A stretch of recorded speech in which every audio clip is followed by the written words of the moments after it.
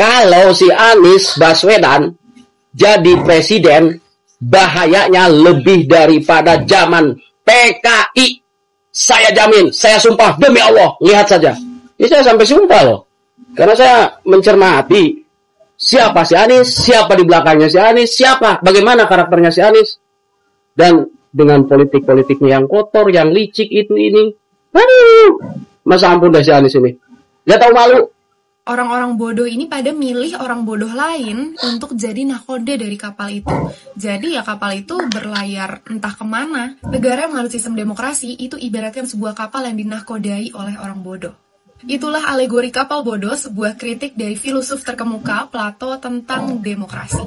Demokrasi itu memberi kesempatan kepada mereka yang tidak kompeten untuk memimpin dan mengambil keputusan untuk negara dan rakyatnya.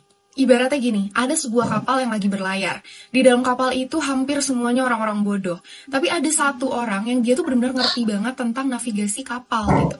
Nah tapi satu orang ini tuh nggak dipilih dan nggak dipercaya sama orang-orang penumpang lainnya itu untuk bisa menahkodai kapal tersebut. Orang-orang bodoh ini pada milih orang bodoh lain untuk jadi nahkoda dari kapal itu. Jadi ya kapal itu berlayar entah kemana. Nah itulah pandangan Plato tentang negara demokrasi.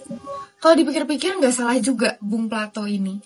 Kadang di negara demokrasi yang jadi pemimpin itu bukan yang punya kapasitas, tapi yang memang dipilih oleh mayoritas. Masalahnya gimana kalau mayoritasnya itu adalah orang-orang berpendidikan rendah yang memang nyatanya seperti itu, terutama di negara berkembang. Jadi saat ada kontestasi pemilihan pemimpin, yang akan memenangkan kontestasinya itu adalah orang-orang yang berhasil meraup suara dari mayoritas ini, yaitu suara dari mereka yang berpendidikan rendah. Pada akhirnya, di negara demokrasi itu yang dihitung adalah kuantitas, bukan kualitas.